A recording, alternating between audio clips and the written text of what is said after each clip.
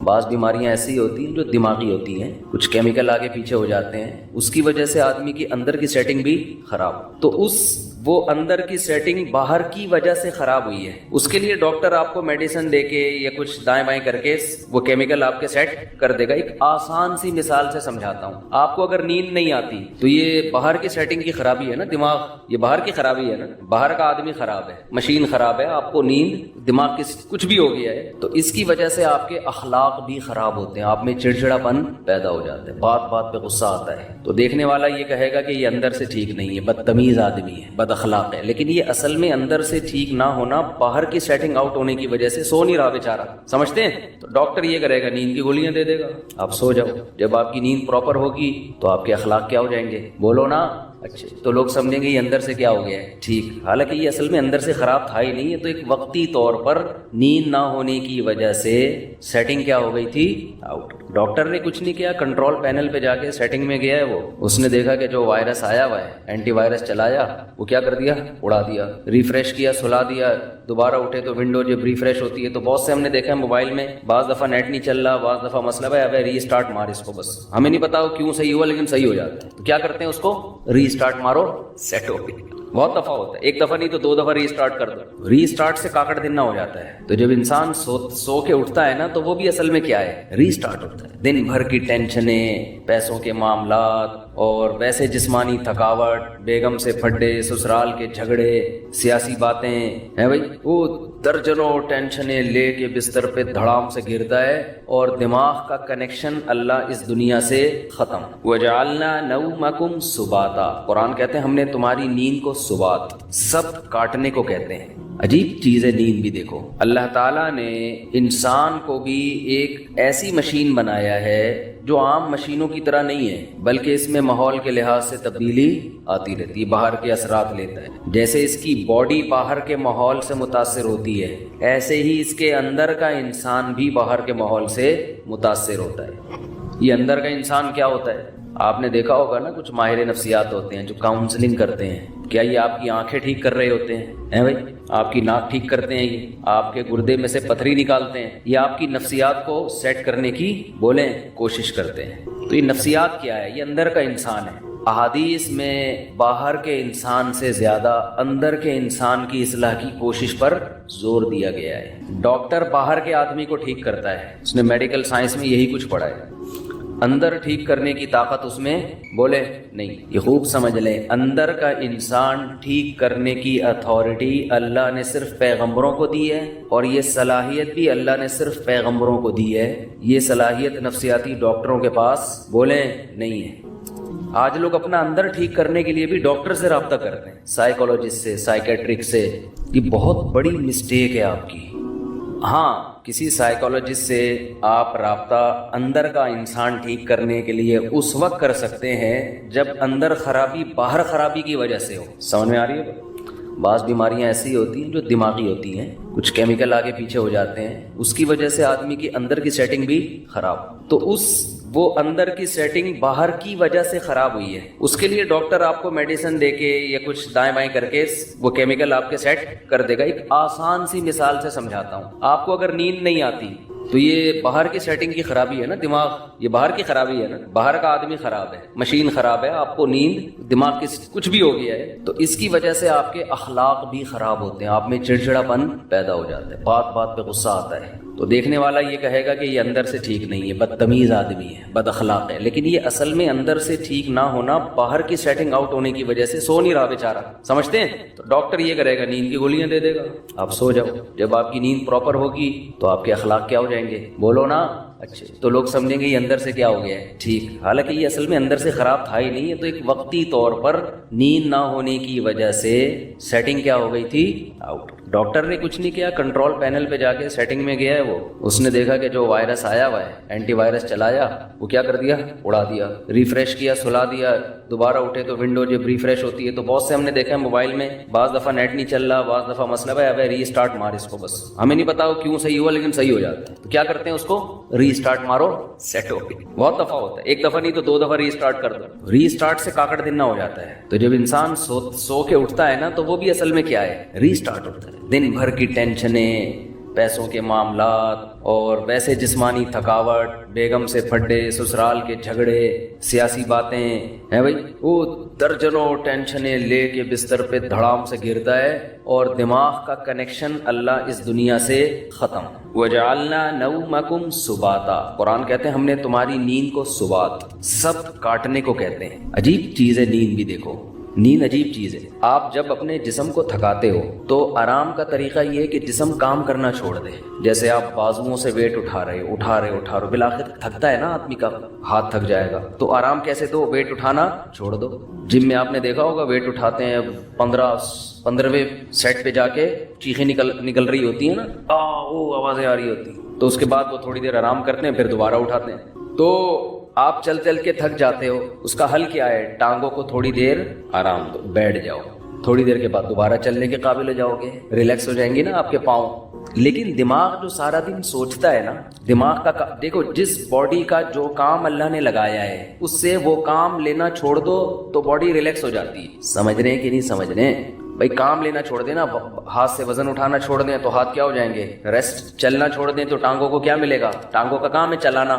اچھا، آج کل ٹانگوں کا کام چلنا رہا نہیں ہے۔ آج کل ٹانگوں کا کام سوائے پینٹ پہننے کے، پینٹ باندھنے کے، کیونکہ اگر ٹانگ نہ ہوتی تو شلوار کہاں پہنتے ہم، پینٹ کہاں پہنتے، چلنا پھرنا لوگوں نے کیا کیا ہے؟ چھوڑ دیا ہے۔ ہر کام بائک پہ ہو رہا ہے، ہر کام بس میں ہو رہا ہے، ہر جہاز میں جا رہے ہیں، بسوں میں جا رہے ہیں، تو چلنا پھرنا کیا؟ ختم۔ تو اب ٹانگیں تو برباد ہوں گی نا، گھٹنوں کی بیماریاں، اور یہ جو کچھ مسجدوں میں دیکھو کتنی کرسیاں آتی چلی جا رہی ہیں۔ تو ٹانگ کو اللہ نے پیدا کس کے لیے کیا ہے؟ چلنے کے، تو یہ چلے گی تو فٹ رہے گی۔ تو اب چل کے تھک گئے تو ٹانگ کا کام تھا چلانا، پاؤں کا کام تھا چلانا، پاؤں سے وہ کام لینا چھوڑ دیں وقتی طور پہ، جب تھک جائیں تو وہ دوبارہ کیا ہو جائیں گے؟ فریش ہو جائیں گے۔ اب دماغ کا کام کیا ہے؟ بولو نا۔ دیکھو، آنکھوں کا کام ہے دیکھنا، ہم کوئی مطالعہ کر رہے ہیں، اسٹڈی کر رہے ہیں، جو ونس اپون اے ٹائم لوگ کیا کرتے تھے اب تو ختم ہو گیا۔ تو تاریخ کے ڈرامے دیکھ کے لوگ سیکھ رہے ہیں، حالانکہ جو ہسٹری ہے نا وہ کتابوں میں ہوتی ہے صحیح۔ مولانا اسماعیل ریحان صاحب کی کتاب ہے ہسٹری پہ، تاریخ پہ ضرور پڑھیں آپ لوگ، تاکہ یہ جو بنو امیہ اور بنو عباس کے لوگوں نے جھگڑے کھڑے کیے ہوئے ہیں نا حضرت معاویہ پہ الزامات، مستند تاریخی کتاب ہے، اس کو پڑھیں لازمی، ورنہ آپ غلط لکھی ہوئی تاریخیں پڑھیں گے تو آپ کا دماغ خراب ہو جائے گا۔ بعض لوگوں کو بنو امیہ خولیہ ہو گیا ہے، تو مالی خولیہ ہوتا ہے نا، ایک بنو امیہ خولیہ، ہر بات گھما کے بنو امیہ کے خلاف۔ بھائی اس میں اچھے کام بھی ہوئے ہیں، برے کام بھی ہوئے ہیں، اچھوں کو اچھا کہو، بروں کو برا کہو، ہر دور حکومت میں ہوا ہے، لیکن ان کا کچھ نفسیاتی مسئلہ بن چکا ہے۔ نفسیاتی بیماریاں بہت قسم کی ہوتی ہیں، آپ کا کوئی ذاتی چڑ ہو جاتی ہے آپ کو کسی سے، تو ہسٹری پڑھیں، بہت زبردست تاریخ لکھی ہے انہوں نے، حضرت مفتی تقی عثمانی صاحب نے بھی اس کی تعریف کی ہے۔ خیر، یہ درمیان میں ایک بات آ گئی، تو میں یہ عرض کر رہا ہوں کہ آپ اگر چلتے تھکتے ہیں تو ٹانگوں سے کام لینا چھوڑتے ہیں، تو دماغ کا کام کیا ہے؟ آنکھوں سے جب اسٹڈی کرتے ہیں، مطالعہ کرتے ہیں، آنکھیں تھک جاتی ہے نا، تھوڑی دیر کے لیے آدمی آنکھوں کو ایسے کر کے رکھ دیتا ہے، کتاب تھک جاتا ہے تو پھر فریش ہو کے مطالعہ کرنا شروع کر دیتا ہے۔ دماغ کا کام ہے سوچنا، تو دماغ کو ریسٹ کیسے ملے گا؟ جب وہ سوچنا بند کر دے۔ یہ اپنے اختیار میں ہے؟ بولو نا کیا ہو گیا؟ دیکھو، ہاتھ سے ویٹ اٹھا رہے تھے اپنے اختیار میں، ویٹ نہ اٹھاؤ۔ پاؤں سے چل رہے تھے اپنے اختیار میں۔ دماغ کا کام کیا ہے؟ آرڈر کرے گا ٹانگوں کو رک جا، ٹانگیں رک جائیں گی۔ دماغ آنکھوں کو آرڈر کرے گا بند کر لو اپنے آپ کو، آنکھیں بند ہو جائیں گی۔ دماغ آرڈر کرے گا ہاتھوں کو کہ وزن اٹھانا چھوڑ دو۔ یہ پوری باڈی کو کون مینیجر کون ہے اس باڈی کا؟ آپ کا برین ہے، یہ سارے کام کر رہا ہے۔ اس کو آرڈر کون دے گا؟ اس کا تو کوئی باپ ہے ہی نہیں نا جو اس کو آرڈر دے۔ ارے جب دماغ ٹانگوں کو آرڈر دیتا ہے تو ٹانگیں کام کرنا چھوڑ دیتی ہیں۔ دماغ آپ کی زبان کو آرڈر دیتا ہے، بھائی بس کر، 1 گھنٹے کا بیان ہو گیا، ایک جمعہ ہمیشہ لیٹ ہو رہا ہے تو تھوڑا جلدی کر لے، بیان جلدی ختم کر لے، یہی ہوتا ہے نا۔ تو دماغ آرڈر دے گا تو زبان اگر بات سمجھ میں آئے گی اس کے دماغ کی تو رک جائے گی، نہیں سمجھ میں آئے گی تو چلتی رہے گی۔ لیکن آرڈر کون دیتا ہے؟ دماغ۔ دماغ کو جب سکون چاہیے تو اس کا طریقہ یہ ہے کہ دماغ سوچنا چھوڑ دے۔ تو دماغ کو سوچنا چھوڑنے کا آرڈر کون دے گا؟ دماغ دے گا کیا؟ آدمی اپنے سے بڑے کی بات مانتا ہے جو اس پہ آرڈر چلاتا ہے۔ دوسری بات، دماغ جب آرڈر دے گا تو یعنی دماغ اپنا ماتحت تھوڑی ہوگا، تو دماغ کو کوئی بھی آرڈر نہیں دے سکتا۔ دماغ کسی کی سنتا نہیں، دماغ کو آرڈر وہ دے گا جو دماغ سے اوپر ہے، وہ اللہ ہے، اللہ کے سوا کوئی نہیں ہے۔ اس لیے اللہ کہتے ہیں وَجَعَلْنَا نَوْمَكُمْ سُبَاتًا، ہم نے بنایا ہے تمہاری نیند کو۔ دماغ اور اس دنیا کا رشتہ ڈسکنیکٹ کرنے والا. نیند کو اللہ نے ایسا بنا دیا کہ آپ کے دماغ کا اس دنیا سے کنیکشن کیا ہوتا ہے؟ ڈسکنیکٹ، سوئچ آف ہو جاتا ہے. تاریں کاٹ دی جاتی ہیں، جو دماغ کی تاریں ہیں نا جو پھیلی ہوئی ہیں، جو دیکھ رہا ہے دھوپ ہو رہی ہے، بارش ہو رئی ہے، نہیں ہو رہی ہے، گرمی ہو رہی ہے، سردی ہو رہی ہے، چمونی آپا کیا کر رہی ہیں، اور بیگم کچن میں کیا کر رہی ہے، اور میری بچی کا فون کیوں نہیں آیا، میرا بچہ ابھی تک کم بخت 3 بج کے گٹر کے ڈھکن پہ کیوں بیٹھا ہوا ہے، صبح 1 بجے تک. یہ سارے مسائل کھوپڑی میں گھومتے ہیں کہ نہیں گھومتے؟ ہاتھ تھا کہ آدمی جب سونے کے لیے لیٹتا ہے تو اور زیادہ گھومنا شروع کر دیتا ہے، جب لائٹ آف ہوتی ہے تو اور دماغ فریش ہو کے سوچنا شروع کر دیتا ہے. اب آپ اپنے دماغ کو آرڈر دے کے سو جاؤ. دماغ کبھی بھی آپ کے کہنے پہ بولو نہیں سوئے. آپ سمجھاتے نا بے سو جا، بے سو جا، بے سو جا. اب جتنا دماغ اپنے آپ کو سونے کو آرڈر کرے گا اتنا ہی دماغ جاگے گا، کیونکہ آرڈر کرنے کے لیے جاگنا ضروری ہے. سوتا ہوا مینیجر کسی کو آرڈر نہیں کر سکتا. سمجھ میں آ رہی ہے بات کہ نہیں آ رہی؟ سوتا ہوا آدمی اپنے ہاتھ کو آرڈر کر سکتا ہے؟ بولو. آپ جاگ رہے ہیں نا، آپ نے اپنے ہاتھ کو آرڈر کیا بھئی یہ گلاس پکڑ لے، ہاتھ گلاس پکڑ لیتا ہے. جب آپ سو رہے ہوتے ہو تو آپ کا دماغ آرڈر کرتا ہے اپنے ہاتھ کو کہ یہ گلاس پکڑ لے. کیوں؟ دماغ ابھی کیا کر رہا ہے؟ سو رہا ہے. تو سوتا ہوا دماغ جیسے آپ کے اعضاء کو آرڈر نہیں کر سکتا تو وہ اپنے آپ کو بھی آرڈر نہیں کر سکتا. اور جاگا ہوا جب تک ہے، آرڈر کرنے کے لیے جاگنا ضروری ہے. اور جاگا ہوا ہے تو سوئے گا نہیں، سویا ہوا ہے تو جاگے گا نہیں. تو یہ ایک دوسرے کے اپوزٹ ہیں. اس لیے دماغ اپنے آپ کو سونے کا آرڈر کبھی بھی نہیں کر سکتا. اس لیے کہتے ہیں کہ نیند آپ کے اپنے اختیار میں نہیں ہے. آپ کے اپنے اختیار میں بستر پہ سونے کے لیے لیٹنا اور لائٹ کو آف کر دینا، شور شرابے کو ختم کر دینا، یہاں تک آپ کے اختیار میں ہے. دماغ میں نیند مسلط کرنا یہ آپ کے اختیار میں نہیں ہے. یہ اللہ کی رحمت ہے کہ جب آپ بستر پہ آنکھ بند کر کے لیٹتے ہو، اللہ کہتے ہیں اللہ یتوفی الانفس حین موتها والتی لم تمت فی منامها. ہم تمہارے اندر سے روح کھینچ لیتے ہیں جب تمہاری نیند کا وقت ہوتا ہے. وَيُرْسِلُ الْأُخْرَى، اور پھر اللہ تمہاری اس روح کو صبح کے وقت تمہاری باڈی میں لوٹا دیتے ہیں. دماغ کا سونا یہ روح نکلنے سے، کیوں زندگی نکل گئی نا، جو چل رہے پھر رہے تھے، ہنس رہے تھے، مسکرا رہے تھے، اس کو روح سے تعبیر کیا ہے، حیات سے تعبیر کیا ہے. یہ والی حیات وقتی طور پر ختم ہو جاتی ہے. تو یہ اللہ کی بہت بڑی نعمت ہے کہ اللہ آپ کا صبح کا مطلب اللہ آپ کا دماغ کا کنیکشن اس دنیا سے ڈسکنیکٹ. جب ڈسکنیکٹ ہوا تو سوچنا چھوڑ دیا دماغ نے. سوچنا چھوڑتا ہے تو وہ 4 5 6 8 اور کراچی میں تقریباً 13 گھنٹے سونے کے بعد وہ دماغ کیا ہو جاتا ہے؟ صرف فریش ہی نہیں ہوتا بلکہ بیکار ہو جاتا ہے. وجہ اس کی یہ کہ جب کسی باڈی کو بہت زیادہ آرام دے دیا جائے نا تو وہ اعضاء ناکارہ ہونا شروع ہو جاتے ہیں. آپ واکنگ کرتے ہو، چلتے چلتے چلتے چلتے تھک گئے، پھر بیٹھو. آپ پھر اتنا بیٹھو جتنے میں ٹانگیں ریلیکس ہو جائیں. جب ریلیکس ہو گئی، سکون مل گیا، پھر چلو یا کوئی اور کام کرو. لیکن آپ ایسے بیٹھے درد کی آپ کی کمر تھک گئی تو آپ لیٹ گئے. اب آپ ایسے لیٹے کہ پولیس بھی آ کے نہیں آپ کو اٹھا سکتی. تو تھوڑے دنوں میں آپ بیٹھنے کے قابل رہیں گے نہیں، تھوڑے دنوں میں آپ چلنے کے قابل رہیں گے نہیں. تو ایسے یاد رکھیں دماغ کو بھی آرام چاہیے ایک حد تک. اتنا سونا کہ دماغ کو جتنا آرام چاہیے تھا فریش ہو گیا، پھر سوئے جا رہا ہے، پھر سویا ہے. تو اس کا مطلب دماغ میں سوچنے سمجھنے کی صلاحیت ختم ہونے والی ہے تھوڑے دنوں میں. بھینس میں سوچنے کی صلاحیت ہوتی ہے، ایک ہی جگہ کھڑے زندگی گزار دیتی ہے وہ. کیا خیال ہے؟ اگر اس میں سوچنے کی صلاحیت ہوتی نا وہ لاتے مار کے بگاتی ہے آپ کو. کم از کم ٹیکا نہ لگانے دیتی. کہتی بھائی میرا دودھ نکال لیا، کھلا لیا، پلا لیا، بس صحیح ہے، 5 کلو 10 کلو بہت ہے تمہارے لیے. کتنا دودھ دیتی ہے مجھے تو پتہ نہیں، 10 کلو 15 کلو جو بھی ہے اب کافی ہے.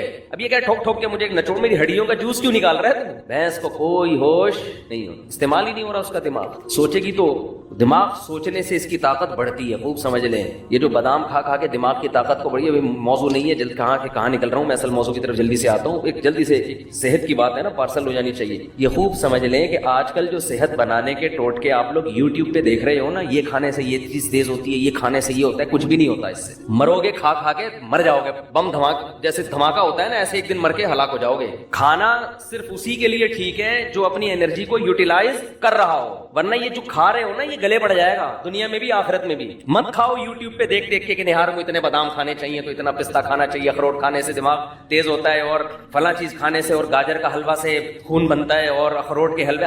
جو کھا رہے ہو جتنا یہ بھی بہت زیادہ ہے. ایک گلاس صبح دودھ پینے سے یہ فائدہ ہوتا ہے, نہیں ہوتا فائدہ بالکل ہی. یہ ان لوگوں کے لیے ہوتا ہے جو دودھ کو پھر یوٹیلائز کریں, انرجی کہیں کھپے تو صحیح. پورا ناشتہ آپ نے کر لیا ڈبل روٹی انڈوں پراٹھوں کے ساتھ, اس کے بعد ایک گلاس دودھ کی جگہ نہیں ہے اس میں, یہ کیلشیم نہیں پیدا کرے گا, یہ بیماریاں پیدا کرے گا. سمجھ میں آ رہی ہے کہ نہیں آ رہی ہے؟ گاجر کا حلوہ خون نہیں بنائے گا, شوگر کا بیمار کرے گا آپ کو. کھویا کھا رہے ہیں جی, بہت زبردست ہے صحت کے لیے. جتنی خوراک ہم کھا رہے ہیں, میں اگر قسم اٹھا کے بولوں تو جھوٹی قسم نہیں ہوگی, یہ چاہے آپ اس میں زیتون پی لیں, یہ زیتون بھی گلے پڑے گا. زیتون کی بھی ایک حد تک ہے نا. سب سے پہلی بات تو یہ کہ آپ کر کیا رہے ہیں. میں ایسے طاقتور لوگوں کو جانتا ہوں, ان کی خوراک اتنی تھوڑی ہے کہ آپ کہو گے یار اس تکلف کی آپ کو ضرورت کیا ہے. ٹھیک ہے, تو جیسے خوب ذہن میں رکھیں, انسان کی میں صحت بنتی ہے ورزش کرنے سے, ایکسرسائز کرنے سے. تھوڑا کھائے اچھا کھائے, یا تو جم جا رہا ہو نا, کوئی اتنے ڈنڈ پیل رہا ہو پھر بکرے پھوڑ دے, کوئی مسئلہ نہیں ہے. اتنا زیادہ ایکسرسائز کر رہا ہو جیسے یہ جم والے کر رہے ہوتے ہیں, پھر بکرے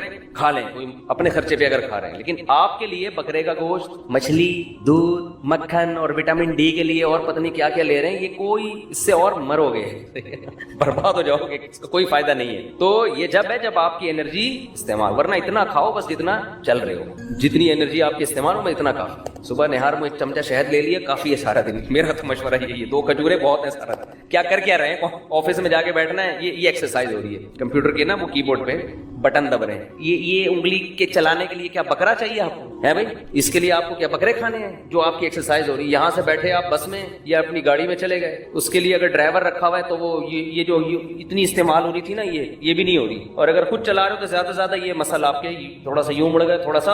اور جو کراچی میں ایک تھوڑا سا آپشن اچھا آپ کے پاس یہ کہ جگہ جگہ کھڈے آئیں گے آپ, تو اس سے گاڑی کے جم بھی ان کا بھی زنگ ختم ہوگا, اور آپ بھی تھوڑا سا ریڑھ کی ہڈی پہ تھوڑا سا دباؤ, اچھل کے نیچے گرو گے بھائی. یہ ایکسرسائز ہو رہی ہے, تو اس کے لیے نہ پروٹین کی ضرورت ہے آپ کو, نہ کوئی آپ کو کارب کی ضرورت ہے. اس کے لیے آپ کو روزے رکھنے کی ضرورت ہے, سمجھ رہے ہیں؟ کثرت سے روزے رکھ کے فٹ فاٹ رہیں گے آپ. خیر یہ تو الگ. تو اسی میں یہ بھی ذہن میں جو اہم بات بتانا چاہ رہا تھا میں, کہ دماغ جو ذہین بنتا ہے استعمال کرنے سے بنتا ہے. بادام دوسرے درجے کی چیز ہے. جو آدمی بادام نہ کھائے لیکن دماغ سے سوچتا ہے, اس کا دماغ بادام کھائے بغیر زیادہ تیز ہوگا.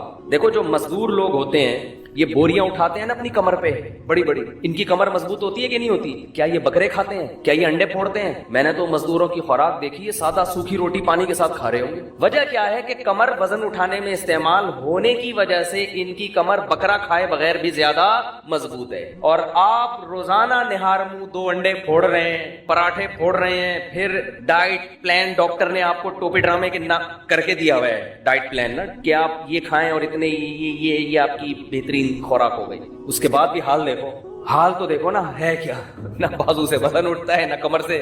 آسان مثال بتاتا ہوں, یہ جو گھروں میں ماسیاں کام کرنے آتی ہیں یہ زیادہ پاورفل ہوتی ہیں, یہ ہمارے گھروں کی خواتین زیادہ پاورفل ہوتی ہیں؟ بولو ماسی. خوراک کس کی اچھی ہوتی ہے؟ خوراک تو ہمارے گھر کی خواتین کی بہت زبردست ہوتی ہے. وہ جناب بریڈ بھی ہے, اس میں انڈے بھی ہیں, اور اس میں بریڈ تو خیر کوئی زبردست خوراک نہیں ہے, انڈے بھی ہیں اور مچھلی بھی ہے, اور یہ سب کچھ چل رہا ہوتا ہے نارمل گھروں میں. لیکن وہ ماسی کی کمر میں پورا گھر پہ پوچھا لگائے گی, کبھی اس کو یہ نہیں ہوگی کہ آج میرے کمر میں, اور بچہ بھی گود میں ہوگا, اس کو فیڈ بھی کرا رہی ہوگی, وہ بچہ گود میں بٹھا کے کمر پہ بٹھا کے پورے گھر کا پوچھ. وجہ کیا ہے کہ وہ محنت مشقت والے کاموں کی عادی, اس میں پاور زیادہ ہے. تو اسی طرح خوب ذہن میں رکھیں کہ دماغ میں جو ذہانت پیدا ہوتی ہے, دماغ کا زنگ جو ختم ہوتا ہے, وہ بادام کھانے سے نہیں ہوتا, اخروٹ کھانے سے نہیں ہوتا.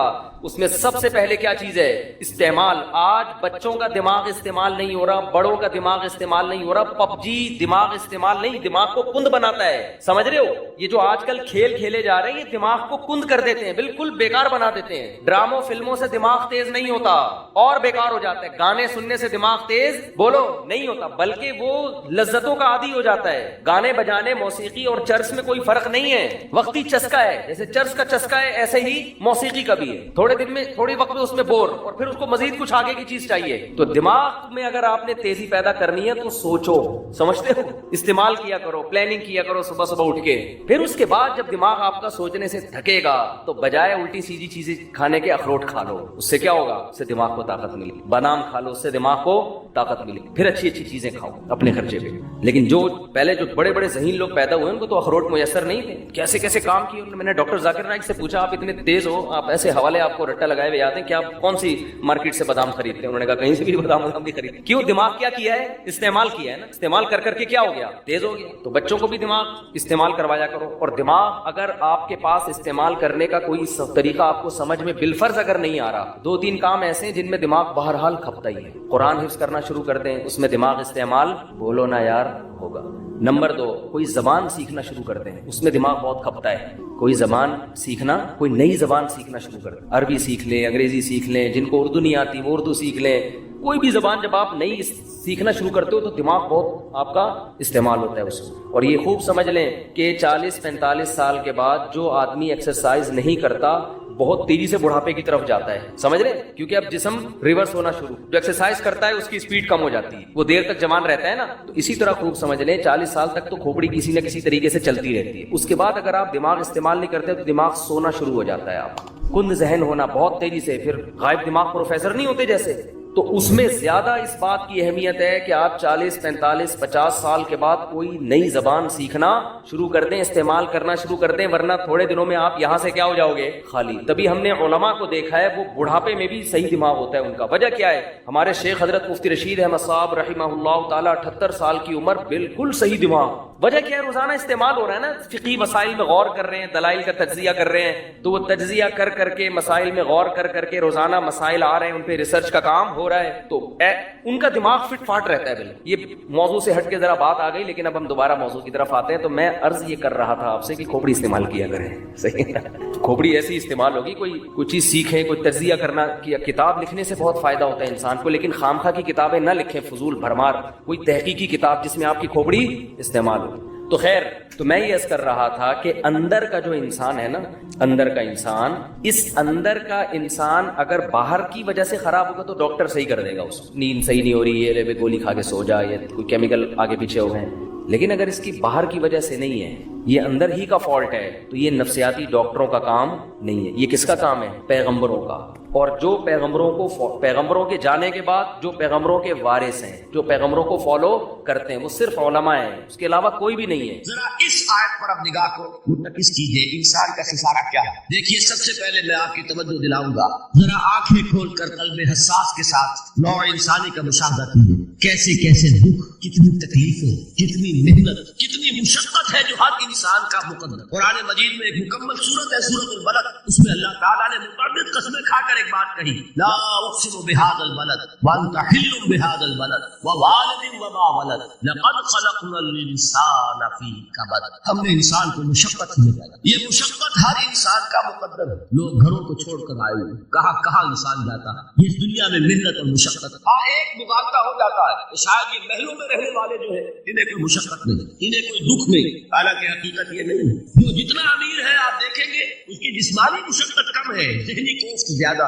ٹرینکولائزرز کی انہیں ضرورت پڑتی ہے، انہیں سیڈیٹیوز چاہیے. خواب آور دوائیں مزدور کو نہیں کبھی ضرورت پڑے. وہ 8 گھنٹے کی محنت کرنے کے بعد احساس ہوتا ہے کہ وہ صبح ہی کی خبر لے گا. اور یہ وہ لوگ ہیں کہ جن کو ہپنوٹکس، خواب آور دوائیاں، سیڈیٹیوز، مسکی ادویات، یہ سارا لیبنیم اور یہ ویلیم اور یہ فلاں اور یہ فلاں، یہ کیا جائے. ذہنی سکون اور اطمینان انسان کو حاصل ہے. کسی کی جسمانی مشقت ہے، کسی کی ذہنی مشقت. میں آپ کو یاد دلانا چاہتا ہوں مہاتما گوتم بدھ کا معاملہ. 30 برس کی عمر میں کپل وستو کا شہزادہ محل کو چھوڑ کر نکلے. جوان بیوی کو سوتا ہوا چھوڑ کر گئے. شیر خوار بچے کو چھوڑ کر. راجدھانی میں رہنے والا محل کا باسی، جسے یہ معلوم ہے کہ باپ کے بعد مجھے یہ سلطنت ملنے والی ہے، کیوں گیا؟ کبھی آپ نے سوچا؟ اس نے انسان کے غم اور دکھ کا مشاہدہ. اس نے دیکھا کوئی اندھا ہے، ٹھوکر کھا کر گر رہا، کوئی والدین کھڑے ہوئے رو رہے ہیں اور ان کی نگاہوں کے سامنے ان کا نہایت محدود بچہ دم تو اور وہ کچھ نہیں کر سکتا. اس نے سوچا یہ صدمہ کیوں نہیں سکتا، یہ دکھ اس کا مقدر کیوں؟ اس صدمے سے، اس دکھ سے نجات پانے کی بھی کوئی شکل ہے کہ نہیں؟ انسانوں کی ایک عظیم اکثریت، شاہ ولی اللہ دہلوی رحمۃ اللہ علیہ کے الفاظ ہیں کہ وہ لگدو اونٹ اور کولو کا بیل بن کر زندگی جو 8 گھنٹے تک اینٹیں ڈھو رہا، اس شخص کا تصور کیجیے وہ واقعی انسان ہے یا حیوان بن گیا. اور 8 گھنٹے کی اس محنت کے بعد بھی ہو سکتا ہے کہ 2 وقت کی روٹی سے پوری نہ. اور یہ تو ہو سکتا ہے نہیں، ہوتا ہے. کہ اگر بچہ بیمار پڑ گیا ہے تو شاید کوئی برتن بیچے بغیر اس کی دوا کا سامان نہ، ایسا شخص کتنے بوجھ کھلا دوا، کتنی مشقت کے اندر پسا، لڈو اور کولو کا بیل انسانوں کی عظیم اکثریت کی سطح پر زندگی گزرتی، لیکن آپ کو معلوم ہے کہ کولو کے بیل کے لیے مشقت ہی مشقت ہے، اس کے احساسات یہ نہیں ہیں، کیونکہ ان سے انسان کو جو صدمہ پہنچتا، ایک بیل کو اس سے کوئی غرض نہیں کہ اس کا کوئی بچہ بھی تھا کہ نہیں تھا، اس کو کوئی بخار ہوا ہے یا کیا ہوا ہے، اس صدمے سے وہ بیل بچا ہوا، گھوڑے کو کوئی پتا نہیں کہ میرا بھی کوئی اولاد میری ہے یا نہیں ہے اور مجھے اس کا کوئی صدمہ ہے یا دکھ ہے، کوئی پتا نہیں، لیکن انسان کا معاملہ یہ ہے کہ والدین کو جو دکھ دیکھنے پڑتے ہیں اپنے بچوں کے، اولاد کی رات کی نیند حرام ہے اس لیے کہ بچہ بخار میں تپ رہا ہے یا درد سے تڑپ رہا ہے، لہذا نماز ہو سکتی ہے نماز۔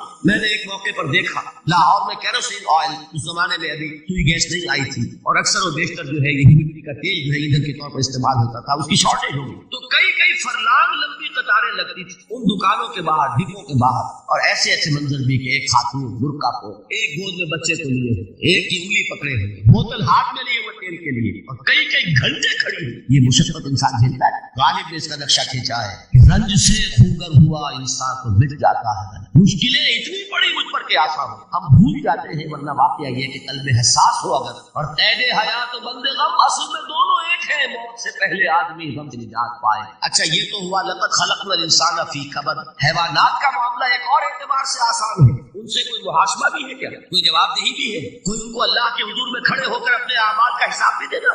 انسان کی یہ ٹریجڈی ہے، یہ المیہ ہے انسان، اس کو بھی قرآن مجید کی ایک سورت میں قسمیں کھا، السماء انشقت، اس کے بعد کیا فرمایا، یا ایھا الانسان انک کادح الی ربک کدحا فملاقیہ، اے انسان تیرا المیہ، تیری ٹریجڈی اس سے کہیں بڑھ کر ہے، تجھے صدمے پر صدمے جھیلتے ہوئے، مشقت پر مشقت برداشت کرتے ہوئے ایک روز اپنے رب کے حضور میں بھی کھڑا ہو، جواب دہی بھی کر، اس دن کے حساب سے، اس دن کے احساس سے جو بڑے بڑے ہماری امت کے عظیم جو گلے سرسبز ان کا یہ حال آپ نے پڑھا ہوگا، حضرت ابوبکر صدیق رضی اللہ تعالیٰ عنہ وہ ایک عجیب کیف کے عالم میں فرمایا کرتے تھے، کاش میں درختوں پر چہچہاتی ہوئی چڑیا ہوتا جس سے حساب کتاب نہیں، کاش کہ میں گھاس کا تنکا ہوتا جو آج ہے اور کل آگ میں جلا دیا جاتا، ختم، اس سے محاسبہ کوئی نہیں، وہ جس کے احساس سے کہ حضرت عمر جو ہے اپنے انتقال کے وقت سخت بے چین، ان کے بیٹے حضرت عبداللہ ابن عمر رضی اللہ تعالیٰ عنہما ان کا سر جو ہے وہ اپنے زانوں پر رکھ لیا تو کہا نیچے ڈال دو، ایک عجیب بے قلی اور بے چین، انہوں نے کہا ابا جان آپ کیوں پریشان، آپ تو عشرہ مبشرہ میں سے، آپ کو تو اللہ تعالیٰ نے جنت کی بشارت حضور کے ذریعے سے دنیا میں دی۔ حضرت عمر فرماتے کہ خدا کی قسم اگر قیامت کے دن عمر برابر پر چھوٹ گیا تو بہت بڑی کامیابی۔ یہ احساس حضرت علی کا حال کیا ہوتا ہے، ابھی جو آپ نے حافظ صاحب سے سنا یہ حضرت علی کا معاملہ کہ ایک تیر پیوست ہو گیا تھا، کسی طرح نکل نہیں رہا، حضرت علی نے فرمایا اچھا چھوڑو مجھے، میں نماز کی نیت پڑھتا، نماز کی نیت پڑھتے تھے تو لرزتے تھے، کہا کس کے سامنے کھڑا اور کس کے سامنے مجھے ایک دن جواب دہی کے لیے کھڑا ہونا ہوگا، لن تزولا قدم ابن آدم، حضور نے خبر دی ہے ابن آدم کے قدم ہل نہیں سکیں گے، جیسے مجرم کھڑا ہوتا ہے کٹہرے کے اندر، اس کٹہرے میں سے ہل نہیں سکو گے، حتی یسأل عن خمس، جب تک کہ 5 چیزوں کا حساب نہ لے لیا۔ وہ 5 چیزیں کیا ہیں، کان کھول کر سنیے، عن عمرہ فیما افنیٰ، عمر کا حساب دو، یہ 80 برس اور 70 برس ہم نے تمہیں دنیا میں دیے، کہاں ضائع کی، وعن شبابہ فیما ابلیٰ، اور خاص طور پر جوانی کا دور، امنگوں کے دن، ولولے ہوتے ہیں، قوت ہوتی ہے، توانائی ہوتی ہے، آدمی چلتے ہوئے زمین پر پاؤں مارتا ہے، قوت جو ہے وہ اپنا اظہار چاہتی ہے، یہ جوانی کہاں گلائی، حساب ایک لمحے کا حساب، وعن مالہ من این اکتسبہ وفیما انفقہ، ایک پائی کا حساب دو، مال کا کہاں سے کمایا تھا، حلال سے کہ حرام سے، اور کہاں خرچ کیا تھا، کوئی شروں میں، عیاشیوں میں یا نیکی کے کاموں میں، ادائے حقوق میں، اللہ کے دین کے لیے۔ 4 سوال ہو گئے، 2 زندگی کے بارے میں، ایک زندگی پوری بحیثیت مجموعی کہاں کس کام میں لگا، اور خاص طور پر شباب کا دور کہاں لگا۔ 2 سوال مال کے بارے میں، کمایا کہاں سے، حلال سے کہ حرام سے، جائز سے کہ ناجائز سے، خرچ کہاں، اور آخری سوال وعما عمل فیما علم، جو علم حاصل کیا تھا اس میں عمل کتنا کیا، علم کے انبار لگاتے چلے گئے اور عمل کے آغاز کی بھی نوبت میں آئی، یہ علم جو ہے یہ اس روز سب سے بڑا وبال بن جائے، اتنا علم اور عمل کچھ نہیں، بجائے کہ کریڈٹ کا ذریعہ بنے یہ ان کا ڈیبٹ کا کھاتا بنے۔ یہ جواب دہی کا احساس ہے کہ جس کی وجہ سے انسان کی ٹریجڈی جو ہے وہ دوہری ہے، کوئی حیوان اتنے بوجھ تلے نہیں، مشقت کی، محنت کی، اس زندگی میں ختم ہوئے، اس کے بعد کوئی محاسبہ نہیں۔ इसको भी गालिब ने खूब कहा कि अब तो घबरा के ये कहते हैं कि मर जाएंगे और मर के भी चैन न पाया तो किधर। ये है वो ह्यूमन ट्रेजेडी। और वो ये है कि उस क़यामत से पहले पूरी दुनिया में हक का बोलबाला हो। अच्छा, ये वो बात है जो दुनिया के अक्सर मज़ाहिब और खास तौर पर जो 3 ये मज़ाहिब हैं जिन्हें इब्राहिमी मज़ाहिब कहा जाता है, यहूदियत, ईसाइयत और इस्लाम, में तो सराहत के साथ यहूद के यहाँ भी यकीन मौजूद, ईसाइयों के यहाँ भी है, मुसलमानों के यहाँ भी, कि इससे पहले उस कायनात के खत्म होने से पहले, इस जमीन की क़यामत आने से पहले इस पर अल्लाह का दीन गालिब, किंगडम ऑफ हेवन और अर्थ। और यही बात हज़रत मसीह ने कही थी अपने उस वक्त के जिन यहूदियों से मुखातब, रिपेंट, तौबा कर लो, for the kingdom of heaven is headed. अब जो वो है आसमानी बादशाह आया चाहती, वो आसमानी बादशाह थी हुजूर का ज़हूर सल्लल्लाहु अलैहि वसल्लम, जिससे कि वो आसमानी बादशाह कायम हुई और फिर फैली कितने बड़े इलाके। लेकिन बहरहाल पूरी दुनिया में नहीं फैल सके, उसके असबाब क्या थे वो इस वक्त मेरा मौजूद, लेकिन फैलना है। उससे कबल क्या होना है, ये जो तीसरी बात मैंने कही है, इस पर आपको यकीन होना चाहिए, इसलिए कि अहादीस इसलिए आती है। कुरान मजीद का सूरा कुबरा दलालत करता है इस पर कि हुजूर को भेजा गया ग़लबे दीन के और भेजा गया पूरी नौ इंसानी के लिए। तो जब तक पूरी नौ इंसानी पर दीन गालिब न हो, हुजूर का मकसद अभी मुकम्मल नहीं। इसी को इकबाल ने कहा था, वक्त फुर्सत है कहाँ, काम अभी बाकी, नूरे तौहीद का इत्माम अभी बाकी। ये चमन मामूर होगा नग़्मे तौहीद से, एक वक्त आएगा ये पूरा जो है नग़्मे तौहीद के साथ इसका जो है गूंज जाएगा। लेकिन ये अभी तो नहीं हुआ है, ना होना है। उससे पहले का मामला एक है कि जिसकी खबरें दी गई, और वो है कि क़यामत में उस निज़ाम दीन हक के गालिब होने से पहले बड़ी खौफनाक जंगों का एक सिलसिला है जिसकी खबरें ये यहूद के यहाँ भी है, खबरें मौजूद, ईसाइयों के यहाँ भी है। जो बाइबल का आखिरी बाब है, रेवलेशन ऑफ सेंट जॉन, वो काशिफात यूहन्ना तर्जुमा किया, और हुजूर की अहादीस, मलाहिम, बाबुल मलाहिम, ये बहुत सी किताबों के अंदर बाकायदा अब्वाब है। एक बाब बाबुल मलाहिम, जंगों का, उनमें से एक जंग वो है जिसे कहा है उस यूहन्ना की मकाशफात में आर्मगेडॉन, और गालिबन उसी को हुजूर ने करार दिया है अल मलहमतुल उज़्मा, अजीम तरीन जंग, अल मलहमतुल। तो ये भी यकीनी चीजें हैं कि ये मलाहम क्यों होंगे। आप इसमें अच्छी तरह समझ लीजिए कि इसमें एक तो है अज़ाब अकबर जो आएगा यहूदियों, एक है अज़ाब असगर जो आएगा मुसलमानों। मैंने ये आज से 20 साल पहले किताब लिखी जो मुख्तलिफ, पहले तो वो नवाए वक्त के अंदर कॉलम की शक्ल में शाये हुई थी, फिर ये कि मौजूदा और साबिका मुसलमान उम्मतों का माजी हाल और मुस्तक़बिल, गालिबन इस वक्त आउट ऑफ प्रिंट है किताब। बहरहाल जिनको भी दिलचस्पी हो वो उसे कहीं से हासिल कर ले, लाइब्रेरी मकतबे से आइए पढ़े। ये 20-22 साल पहले की बात है, वो आज की। तो उसमें इन तमाम चीजों का मैंने तज़किरा किया, इसलिए कि अज़ाब अकबर उसको कहते हैं कि किसी कौम का नामो निशान मिटा दे। ये अज़ाब अकबर आता था सिर्फ उन कौमों पर जिनके तरफ रसूल भेजे गए और कौमों ने बहस के तो मजमूई रसूलों का इनकार, उन पर वो अज़ाब आए। इससे अज़ाब इस्तीसाल भी कहते हैं। फ़क़ुतिअ दाबिरुल क़ौमिल लज़ीना ज़लमू, उनकी जड़ काट दी। एक जड़ काटना होता है, दरख्त को काटना होता है। दरख्त को कटेगा तो फिर दोबारा जड़ में से शायद वो निकल आए, लेकिन नहीं, जड़ से ला युरा इल्ला मसाकिनुहुम। ये अज़ाब जो है अब किसी कौम पर नहीं आ सकता, इसलिए कि आप कोई रसूल पाएंगे नहीं। लेकिन एक कौम पर ये तारीफ के कर्जे की हैसियत से मौजूद, और वो कौम यहूद, उनकी तरफ रसूल भेजे गए हज़रत ईसा इब्न मरियम, रसूलन इला बनी इसराईल। और उन्होंने ये बात तो बहुत दूर की थी कि मानते उन्हें और उन पर ईमान लाते, उल्टा जो कुछ किया है आपको मालूम है। उन्हें वलद ज़िना करार दिया, जादूगर करार दिया, वाजिबुल कत्ल करार दिया, अपने बस पड़ते सूली पर चढ़वा कर दब। हालांकि बात हुआ ये नहीं है, अल्लाह ने उससे पहले ही जिंदा उठा दिया आसमान पर, दोबारा वो आए। बहरहाल लेकिन इस कौम के ऊपर वो अज़ाब जो है वो कर्ज है तारीख का, वो कर्ज अदा होगा। हजरत मसीह अलैहिस्सलाम ही आएंगे दोबारा और उनके हाथों इस उम्मत का खात्मा होगा, एक एक फर्द खत्म हो जाएगा। ये जब मैंने ये बातें कही थी तो अमेरिका में यहूदियों ने बड़ा शोर मचाया, मेरे खिलाफ जो है उनकी एक मुहिम निकली यहूदी की तरफ से कि इसकी किताबें वगैरह, इसके वेबसाइट बंद करो, ये जो है एंटी सेमेटिक है, ये कहता है सब यहूदी कत्ल हो जाएंगे। यहाँ पर भी जो मेरे साथ एक डायलॉग करने के लिए कोई 12-13 प्रोफेसर आए थे अमेरिका वगैरह, उनमें से जो यहूदी था तो उसने बहुत नाराजगी के साथ कि आप कहते सारे यहूदी खत्म कर दिए जाएंगे। یہ بات ظاہر بات ہے پیلیٹیبل نہیں. لیکن پھر ہمارے ساتھی جو وہاں پر تھے امریکہ میں پریشان ہوئے کہ آپ کے خلاف یہاں پر اب یہ مہم شروع ہو. تو انہوں نے بتایا کہ جو زائنسٹ ہیں، جوش زائنسٹ، اور اس کے ساتھ ہیں کرسچن زائنسٹ. کرسچن زائنسٹ کا رسالہ نکلتا ہے ٹرمپٹ، جو فلاڈیلفیا ٹرمپٹ، اس کے مدیر نے خود لکھا ہے کہ 80% یہودی قتل ہو جائیں گے. اس کو میں نے یوں سمجھا ہے کہ 20% وہ ہوں گے کہ جو حضرت مسیح کی آمد ثانی پر ایمان وہ بچ جائیں گے، لیکن باقی جو اڑے رہیں گے اس کے بعد بھی وہ ختم. تو یہ عذاب الاکبر جو ہے تاریخ کا ایک قرض ہے کہ جو ادا ہوگا، ورنہ کسی اور قوم پر یہ عذاب اکبر اب نہیں. لیکن دوسرے درجے میں یہ عذاب ہوگا امت مسلمہ پر. امت مسلمہ بھی تو عذاب کی مستحق ہو گئی. وہ عذاب جو یہودیوں پر بہت پہلے آئے تھے، ظلمت علیہم الذلۃ والمسکنۃ وباؤوا بغضب من اللہ، یہ تھا کہ نہیں تھا؟ حالانکہ انہوں تو یہ خیال تھا کہ we are the chosen people of the Lord، ہم تو اللہ کی منتخب قوم ہے.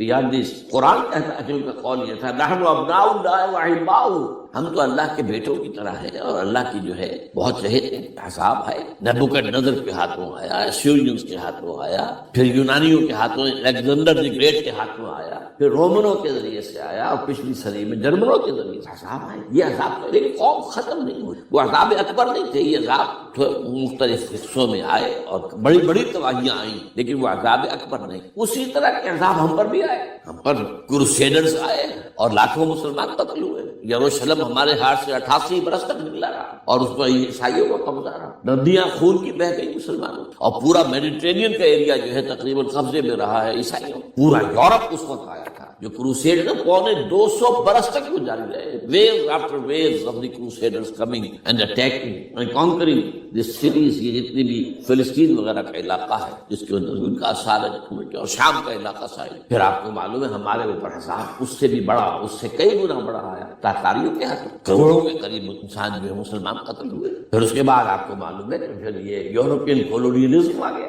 جیسے ان پر آئے تھے یونانی اور پھر رومی اور اب پھر جرمن، ہم پر آئے انگریز آئے، کہیں ولندیزی آئے، کہیں ڈچ آئے، کہیں ہسپانوی آئے، کہیں اطالوی آئے، کہیں اسپینیئرز آئے، اور پورا کا پورا عالم اسلام ان کے زیر نگی گیا کہ نہیں آیا. دی کلونیل ایرا جسے آپ کہتے ہیں. تو وہ عذاب ابھی اس امت کے اوپر اور باقی ہے، ایک قرض ہے. اور وہ کیا ہے؟ یہ کلونیل ایرا جب ختم ہوا ہے، ہم آزاد ہونے اب یہ ہمارے لیے ایک امتحان کا مرحلہ تھا بہت بڑا. آزاد ہو کر تم کیا کرتے ہو؟ پہلے تو ہم کہہ سکتے ہیں کیا کریں، ہمارے اوپر تو ہم تو مجبور ہیں، ہمیں غلام بنا لیا انگریزوں نے آ کر، ہمیں فرانسیسیوں نے غلام بنا لیا، ہمیں اطالویوں نے غلام بنا لیا. ان کی طاقت کے آگے ہم بے بس ہیں، لاچار ہیں. لیکن اب آزادی دے کر فَيَنظُرَ كَيْفَ تَعْمَلُونَ، اب تمہیں آزادی دے کر پھر اللہ دیکھے گا تم کرتے کیا ہم نے. جو مسلمان قوم ملک آزاد ہوا اس نے یا تو اپنا قبلہ بنایا واشنگٹن کو یا بنایا ماسکو کو. کسی نے قرآن کو اپنا امام نہیں. دعائیں مانگتے ہیں وَجْعَلْهُ لَنَا إِمَامًا وَنُورًا وَهُدًى، لیکن اس کو امام بنانا، اپنا امام بنانا، اس کے پیچھے چلنا، اس کے احکام کو نافذ کرنا، اس کی شریعت کی تنفیذ کرنا، یہ اس کی تہذیب، اس کا تمدن دیا ہوا، اس کا معاشی نظام دیا ہوا، اس کو قائم کر زیرو. اس لیے بہت بڑے عذاب کی ہم بات کڑوی ہے، اچھی نہیں لگے گی، لیکن میں یہ آج سے نہیں کہہ رہا ہوں، میں سن 80 سے یہ بات نوٹ کر لی. البتہ اس میں یہ ہے کہ اس امت کا معاملہ سب کا ایک جیسا ہے. لیسو سواء، جیسے سورہ آل عمران میں کہا گیا ہے کہ یہ اہل کتاب بھی سب ایک جیسے نہیں، ان میں بھی کچھ نہ کچھ نیک لوگ تھے. امت قائمۃ آناء اللیل، راتوں کو کھڑے رہنے والے، عبادت کرنے والے موجود تھے. عیسائیوں میں احبار اور رہبان جو تھے وہ بڑے نیک لوگ تھے، اس وقت بھی موجود تھے. لیکن بحثیت مجموعی کا معاملہ کیا ہے اس کو دیکھنا پڑتا ہے. بحثیت مجموعی صورتحال تو صورتحال کیا ہے کہ ہم نے کہیں بھی اللہ کے دین کو قائم نہیں کیا. مذہب تو ہے لیکن ظاہر بات ہے کہ جرم جو ہے تو پوری امت کا، لیکن سب برابر نہیں. سب سے بڑے مجرم عرب مسلمان. کیوں؟ انہیں اللہ نے جو مقام دیا وہ کسی اور کو نہیں دیا. حضور ان میں سے تھے، یہ رتبہ بلند ملا جس کو مل گیا، رسول عربی ہے.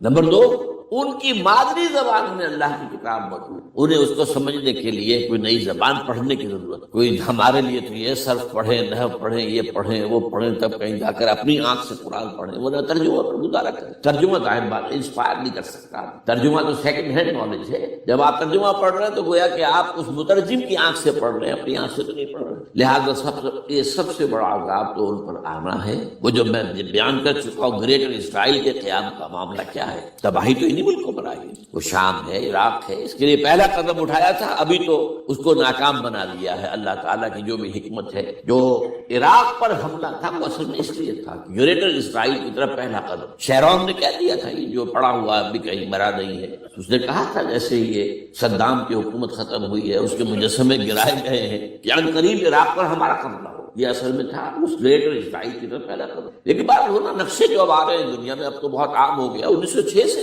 2006 سے چھپا ہوا نقشہ ہے وہ، اور ہمارے اخبارات میں اس کا آدھا ابھی آیا ہے، باقی آدھا تو لیا ہی نہیں ہے، باقی آدھا ہے مڈل ایسٹ سے متعلق۔ وہاں جو نئی تقسیم ہونی ہے، عراق کے 3 حصے ہونے ایک حصہ کردستان کے ساتھ مل جائے گا، وہ گریٹر کردستان، ایران کا کردستان، عراق کا کردستان، ترکی کا کردستان ملا کر ایک کردستان۔ جیسے ہمارے ہاں پاکستان کا بلوچستان، افغانستان کا بلوچستان اور ایران کا بلوچستان ملا کر گریٹر بلوچستان بنے، یہ ممکن نقشہ، یہ نقشہ تو اس میں دیا گیا ہے جو اب اخبارات میں چھپے۔ وہ اگلا حصہ جو ہے وہ میں آپ کو بتا رہا ہوں، اور جو سعودی عرب کے ٹکڑے ہوں گے کہ ایک چھوٹی سی ریاست بنا دی جائے گی مکہ مدینہ شہروں کے اوپر مشتمل، یہ ویٹیکان ہوگا، جیسے ویٹیکان سٹی ہے روم کے اندر، یہ عیسائیوں کا ایک بڑا مرکز ہے، تو ایک چھوٹی سی حکومت اسے کہتے ہیں، علیحدہ ہے، وہاں عالمی حکومت کا قبضہ نہیں ہے، وہاں پہ ان کی اپنی حکومت ہے، پوپ کی حکومت۔ ایسے ایک ویٹیکن گویا کہ ایک مسلم ویٹیکن بنا دیا جائے گا مدینہ، یہ ان کے نقشے ہیں۔ یہ نہ سمجھے کہ ایسا ہوگا، یہ تو اللہ جانتا ہے، لیکن یہ کہ جو ہوگا وہ تو میں نے کئی دفعہ کہا تو اللہ کو معلوم ہے،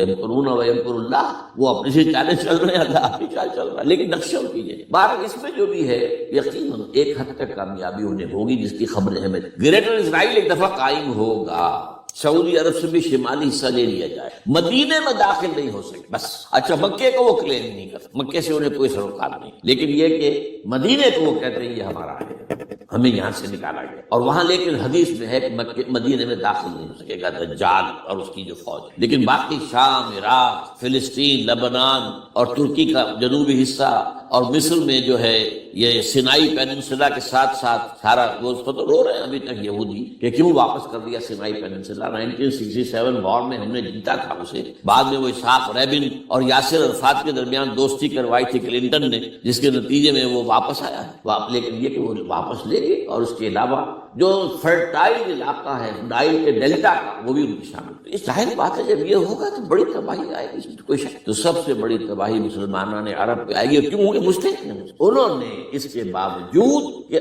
قرآن ان کی اپنی زبان میں ہے، انہوں نے اس قرآن کو اپنا امام نہیں۔ نمبر 2 پر میں ہمیشہ کہتا رہا ہوں کہ جو مسلمانان عجم، اگر فرض کیجئے کہ 140 کروڑ مسلمان اس دنیا میں ہیں تو 30 کروڑ کے قریب جو ہیں وہ عرب ہیں، باقی 110 کروڑ جو ہیں، 1 ارب سے زیادہ تو غیر عرب مسلمان، ان میں سب سے بڑے مجرم وہ ہم مسلمانان پاکستان۔ ہم نے ایک تقسیم کرائی اسلام کے نام، ہم نے کہا کہ ہم اسلام کا نظام قائم کریں گے، اور اللہ نے ہمیں معجزے کے طور پر عطا کر دیا۔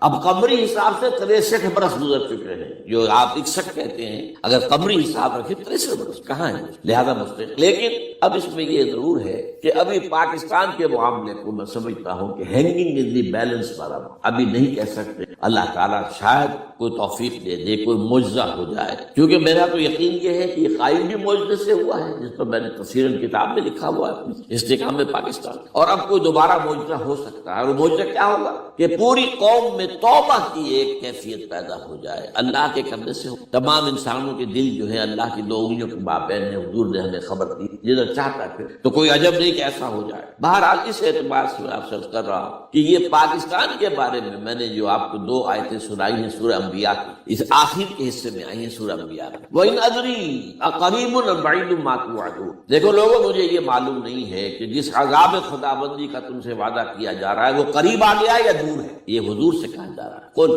آپ یہ کہیں اِنْ أَدْرِي أَقَرِيبٌ أَمْ بَعِيدٌ مَا تُوعَدُونَ۔ ساتھ ہی یہ بھی فرمایا وَإِنْ أَدْرِي لَعَلَّهُ فِتْنَةٌ لَكُمْ وَمَتَاعٌ إِلَىٰ حِينٍ، اور مجھے نہیں معلوم، ہو سکتا ہے کہ یہ تمہارے لیے ایک فتنہ بن کر معاملہ آ گیا ہو اور ابھی تمہیں اور مہلت دینی ہے۔ اس حوالے سے ہم نہیں کہہ سکتے، اب آپ کو معلوم ہے میں تفصیل سے بیان کر چکا ہوں جس طریقے سے مجموعی طور پر پاکستان میں گھیراؤ کیا گیا ہے، اور جس طریقے سے یہ جتنا نیو کونس کا اور کرسچن اور جو جیوش زائنسٹ ہیں، اور اب ان کے اندر اضافہ کیجئے ہندو زائنسٹ کا، اب یہ جس طریقے سے گھیرے کے اندر لے رہے ہیں پاکستان، جس طرح بھارت کی فوج افغانستان میں بھی آ رہی ہے، اس نے اپنے کتنے قونصل خانے کھولے ہوئے ہیں افغانستان میں، کسی جو کچھ وہ ہو رہا ہے بلوچستان کے اندر، جو کچھ ہمارا پورا صوبہ سرحد ہے، اور اس سے آگے بڑھ کر جو کچھ کراچی میں ہو رہا ہے، یہ سارے معاملات جو ہے وہ دیکھ لیں تو گویا کہ باہر سے ہمارا گھیراؤ مکمل ہو چکا ہے۔ اور اس میں یہ ہے کہ تازہ جو بمبئی کے اندر جو ہوئے ہیں معاملات وہ نوٹ کی کس طریقے سے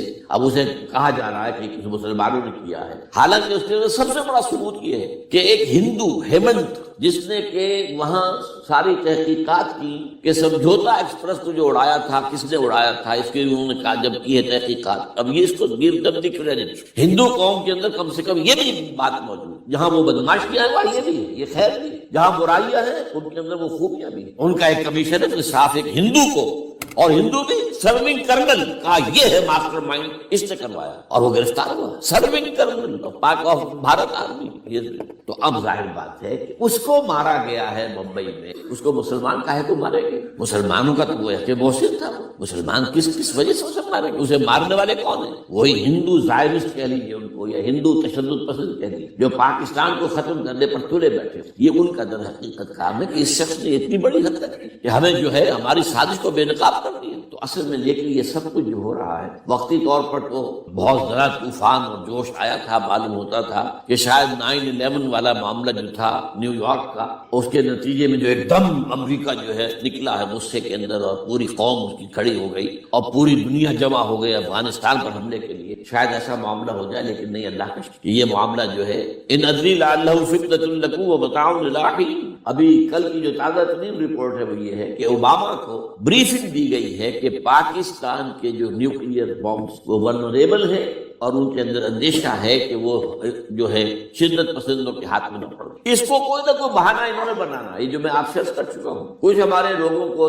یہ امیدیں ہو گئی تھی براک اوباما کے آنے سے، یہ میں نے پھر اس کے بعد ایک مضمون میں پڑھا ہے، آپ کے لیے بھی نئی بات ہوگی، براک کا لفظ جو ہے اس میں یہ بھی اسلامی ہے، یہ برکت سے ہے، اس لیے کہ اس کا باپ جو ہے وہ سواحلی علاقے کا، سواحلی زبان جو ہے، کینیا کا ساحلی علاقہ جو ہے وہ سواحلی زبان جو ہے اس میں عربی کی بڑی آمیزش، کیونکہ وہ تو بہت قریب ہے نا، عرب سے کتنا فاصلہ ہے، وہ درمیان میں وہ ریڈ سی ہے، بڑا چھوٹا سا سمندر، تو سواحلی زبان میں عربی اثرات، تو یہ برکت والی بات، جیسے ہم کہتے ہیں کسی کا نام برکت حسین، برکت علی، تو یہ وہ ہے بارک برکت والا، براک حسین اور پھر حسین، تو اس سے بڑی توقعات ہو گئی تھی، لیکن نظر یہ آ رہا ہے کہ جو بش کا ایجنڈا تھا، اس لیے کہ اصل میں اس کی پالیسی بنانے والے میں آپ کو بتا چکا ہوں کوئی ایک فرد نہیں ہوتا، وہ تو پورے ادارے ہیں، بڑے بڑے تھنک ٹینکس ہیں، اور یہ ثابت ہو گیا ہے اس اوباما نے آتے ہی سب سے زیادہ کٹر جو زائرسٹ تھا امریکہ کے اندر، جس کا نام ہی اسرائیل ہے، اسرائیل رحم، جو رحم جو ہے اسرائیل رحم ایمانویل، اس کو اپنا بنایا chief of the white house staff, اور یہ وہ شخص ہوتا ہے کہ جو گویا کہ جس کے گھیرے میں ہوتا ہے صدر امریکہ کا، صدر سے کون مل سکتا ہے یہ فیصلہ کرے گا، کون نہیں مل سکتا یہ فیصلہ کرے گا، کون سی رپورٹ صدر تک جائے گی یہ فیصلہ کرے گا، کون سی رپورٹ روک لی جائے گی یہ فیصلہ کرے گا، تو گویا کہ صدر کے کان بھی ہو، صدر کی آنکھ بھی ہو، لہذا صدر جو ہے اس کے تو اوپر گھیرا ہوتا ہے، اور اس سے بھی آگے بڑھ کر نوٹ کیے، میں نے آپ کو پہلے بتایا بھی، ساؤتھ ایشیا کے لیے اس نے اپنا ایڈوائزر بنایا ہے ایک ہندو کو، اس کا نام ہے سونال شاہ، اور یہ جو ہندوؤں کی تنظیم ہے، جو انتہائی جو ایکسٹریمسٹ ہندو ہیں، وشوا ہندو پریشد، یہ وشوا شری پرشانت ہے، جس کا اسٹوڈنٹ ونگ ہے بجرنگ دل کا یاد، ساؤتھ ایشیا سے مراد بھارت اور پاکستان، اس کے معاملات میں اس کا ایڈوائزر جو ہے سونال شاہ، تو حالات جو ہے اس اعتبار سے انتہائی خطرناک